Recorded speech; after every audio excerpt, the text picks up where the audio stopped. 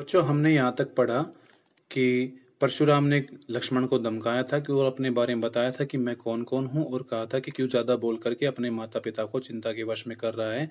मेरा ये खड्ग बड़ा भयंकर है जो गर्भ में पल रहे बच्चों को भी मार डालता है। अब उससे आगे पढ़ेंगे, हम ध्यान से देखना उसका जवाब क्या दिया लक्ष्मण ने। लक्ष्मण कहते हैं, बेहसी फिर से हंस करके, बी होता है दोबारा, हंसी होता है हंस करके, लखनऊ लखन जी बोले बोले मृदु मीठी वाणी वाणी में। इसके बाद लखन जी बोले मीठी वाणी के अंदर, ओहो ओहो मुनीसी मुनीसु मुनि जी, महाभट्ट महान योद्धा मानी मानते हो। कि ओहो मुनि जी, आप तो अपने आप को महान योद्धा मानते हो। महाभट्ट मतलब महान योद्धा, भट्ट होता है योद्धा। तो अपने आप को महान योद्धा मानते हो आप, लेकिन पुनी पुनी बार बार मोही मुझे दिखाओ कुठारू, क्यों दिखा रहे हो ये कुलाड़ा। कि बार बार मुझे ये कुलाड़ा क्यों दिखा रहे हो। चहत उड़ावन फूकी पहाड़ू, चाहते हो उड़ाना फूक से पहाड़, कि क्या तुम फूक से पहाड़ उड़ाना चाहते हो। अर्थात यहाँ पर बच्चों लक्ष्मण ने अपने आप को क्या बताया, पहाड़ बताया, जो हम तेरी फूक से उड़ने वाले नहीं है। अर्थात जो तू बड़ी बड़ी डिंगे हाँक रहा है ना कि मैंने ये कर दिया वो कर दिया, ऐसे कर दिया वैसे मार दिया, मैं ये हूँ मैं वो हूँ, तो क्यों बेवजह फू फू कर रहा है। हम तो पहाड़ हैं जो उससे उड़ने वाले नहीं है। तो क्या तू केवल फूक से पहाड़ उड़ाना चाह रहा है। तो मतलब यहाँ पर उन्होंने बताया लक्ष्मण ने कि हम कोई सामान्य क्षत्रिय नहीं है जो तेरी केवल कोरी धमकियों से डर जाएंगे। तो आगे कहते हैं, चहत उड़ावन फूकी पहाड़ू, यहाँ पर कुबड़ बतिया को नाही, कोई नहीं है। कि यहाँ पर कोई कुबड़ बतिया नहीं है। कुबड़ बतिया बेटा एक फल होता है जो बड़ा नाजुक होता है। आपने छुई मुई के पौधे के बारे में सुना होगा, वो बड़ा नाजुक होता है, अगर हम उसको टच करते हैं तो वो अपने आप में शर्मा करके झुक जाता है।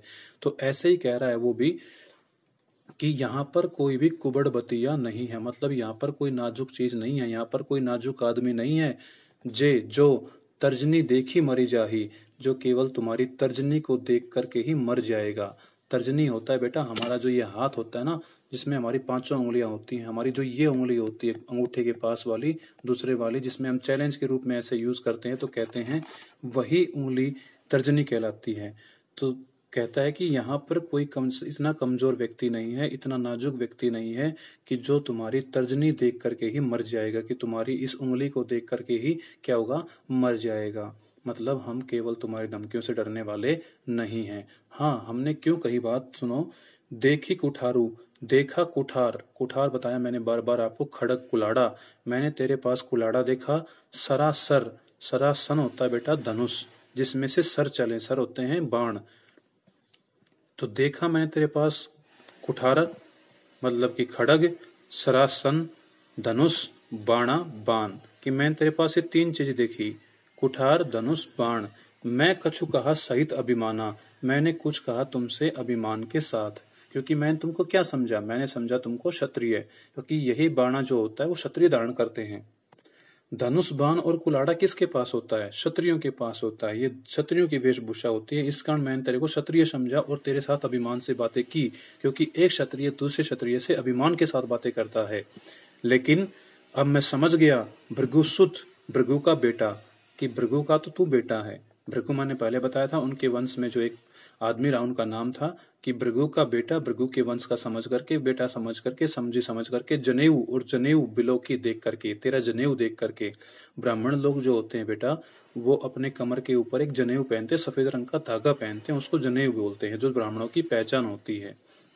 तो परशुराम भी यही लक्ष्मण भी यही कह रहे हैं कि भृगु का बेटा समझ करके और तेरा जनेऊ देख करके, जो कछु कहूँ, जो कुछ कहना चाहता हूँ, सहो उसको सहता हूँ, रीस गुस्से को रोकी रोक करके। मतलब अब मैं तुमसे गुस्से में बात नहीं करूंगा, अब मैं अपने गुस्से को अपने अंदर ही क्या करता हूँ, रोकता हूँ, अपने अंदर ही सहता हूँ। क्या वो वास्तव में गुस्सा रोकने वाला है? नहीं, वो व्यंग कर रहा है यहाँ पर, क्योंकि वो कहता है कि मानता हूं कि मेरे से गलती हो गई, मैंने तुमसे घमंड के साथ बातें की, क्योंकि मैंने तुमको क्या समझा, मैंने तुमको एक क्षत्रिय समझा, क्योंकि तुम्हारी वेशभूषा ही ऐसी थी। लेकिन तुम तो क्या हो, भृगु के बेटे हो और जनेऊ पहने हुए, तो मैं समझ गया कि तुम क्षत्रिय नहीं हो, तुम तो ब्राह्मण हो। इसलिए जो कुछ कहना चाहता हूँ उसको मैं अपने अंदर ही रोकता हूँ। मतलब अब मैं तुमसे वाद विवाद नहीं करूंगा, अब मैं तुमसे तुम्हारे ऊपर गुस्सा नहीं करूंगा। क्यों नहीं करूंगा, उसका रीजन आगे देता है। क्योंकि सुर देवता, सुर क्या होता है, देवता। महिसुर, मही होता है पृथ्वी, सुर होता है देवता, पृथ्वी का देवता। पहले भी आ चुका है ब्राह्मण, किस देवता ब्राह्मण। हरिजन, हरिजन होता है ईश्वर के व्यक्ति, मतलब जो ईश्वर से ज्यादा प्रेम करे, भक्ति करने वाले लोग हरिजन। अरु और गाय, गाय। तो 4 चीजें बताई लक्ष्मण ने यहाँ पर, कौन कौन सी? देवता, ब्राह्मण, हरिजन, गाय। हमरे कुल, हमारे वंश में इन चारों पर, किस किस पर? सुर, महिषुर, हरिजन, गाय, इन चारों पर न सुराई, गुस्सा नहीं करते, क्रोध नहीं करते, मारते नहीं हैं इनको, इन पर वार नहीं करते। किन किन पर? जो पहले बता चुके हैं। और क्यों नहीं वार करते? देवता, ब्राह्मण, हरिजन और गाय पर, क्योंकि बधे पापू, अगर इनका वध कर दिया तो पाप लगता है। कहते हैं कि गाय को मारने से पाप होता है, ब्राह्मण को मारने से पाप होता है, तो इनको मारने से पाप होता है। और अपकीर्ति हारे, और अगर इनसे हार गए तो अपकीर्ति होती है, मतलब बेइज्जती होती है कि यार ब्राह्मण से हार गया, गाय से हार गया, हरिजन से हार गया, मतलब इनसे लड़ाई करने कोई फायदा नहीं है। इनसे दोनों सूरतों में ही क्या होता है? नाम खराब होता है। अगर जीत गए तो इनको मारना पड़ेगा तो पाप लगेगा, और अगर इनसे हार गए क्षत्रिय होकर के तो हमारी बेइज्जती हो गई। इस कारण हम इन चारों पर वार नहीं करते हैं। इसलिए हे ब्राह्मण देवता, मारता हूं, अगर तुम मारोगे भी तो पांव पर ये तुम्हारे, पांव पकड़ लूंगा तुम्हारे, कि अगर तुम मुझे मारोगे भी तो मैं तुम्हारे पांव पकड़ लूंगा, क्योंकि तुमसे लड़ने का कोई फायदा नहीं है। क्या वास्तव में पांव पकड़ने के लिए कह रहा है? नहीं, वो फिर से कटाक्ष कर रहा है उसके ऊपर कि मैं तो तुम्हारे पांव पकड़ लूंगा। लेकिन फिर क्या करता है? अगली ही लाइन में उनको फिर से छेड़ देता है। क्या कहता है वो देखिए, कोटि करोड़ों, कुलिस चोट, वज्र सम सम, वचनु तुम्हारा, वचन तुम्हारे, कि करोड़ों चोट देने के समान है, करोड़ों वज्र के समान है वचन तुम्हारे, कि तुम्हारे जो वचन है परशुराम जी, वो वचन ही क्या है? करोड़ों चोट देने वाले हैं। व्यर्थ बेकार में ही धरहु धारण किया है, धनुष बाण कुठारा, धनुष बाण और कुलाड़ा, कि तुम बेवजह क्यों बोझ मरे फिर रहे हो? किस किस से? धनुष बाण और कुठार से। तुमने बेकार में, व्यर्थ में ही धारण कर रखा है, क्योंकि जो काम ये नहीं कर सकते वो काम तो क्या कर रहे हैं? वचन तुम्हारा, तुम्हारे वचन कर रहे हैं, अर्थात तुम्हारे वचन ही करोड़ों भयंकर चोट देने वाले हैं। तो बेकार में ही तुमने क्या धारण किया है? धनुष बाण कुठार धारण किया है। मतलब लक्ष्मण यही कहना चाह रहा है कि तुम्हारी वाणी बड़ी चोट करने वाली है, जितने चोट तुम्हारे धनुष बाण कुठार भी नहीं कर सकते। तो कुल मिलाकर लक्ष्मण ने फिर से व्यंग किया, किसके ऊपर? परशुराम के ऊपर। और ऊपर से क्या कह दिया? देखो आगे, जो बिलोकी, जो देखा हो अनुचित गलत कहू कहा हो, क्षम हूँ क्षमा कर दे महामुनि जी धीर, धैर्य धारण करते हुए, कि हे भगवान, अगर आपने कुछ गलत देखा हो, कुछ गलत मैंने आपसे कह दिया हो, तो आप मुझे धैर्य धारण करके माफ कर दें। तो बच्चों देखो, ये पूरी तरह छेड़ने वाली बात हुई ना, तो पहले छेड़ भी दिया और अब माफी भी मांग रहा है। तो यह सुन करके सैरोस गुस्से के साथ भृगुवंश मुनि, भृगुवंश का मुनि मतलब परशुराम, ये वर्ड भी परशुराम के लिए आया है, कि यह सुन करके गुस्से के साथ परशुराम बोले किरा गंभीर रूप धारण करते हुए। मतलब लक्ष्मण की यह बात सुन करके परशुराम गुस्से में आकर के गंभीर रूप धारण करते हुए बोले। क्या बोले? अब वो हम यहाँ से पढ़ेंगे बाद में, यहाँ से। तो पहले एक बार इसको हम दोबारा से कर लेते हैं। अब पूरा का पूरा देखिए। इसके बाद लक्ष्मण जी हंसकर के बोले मीठी वाणी में कि ओ मुनि जी, आप तो अपने आप को महान योद्धा मानते हो, लेकिन बार बार मुझे ये कुठार क्यों दिखा रहे हो? क्या तुम फूंक से पार उड़ाना चाह रहे हो?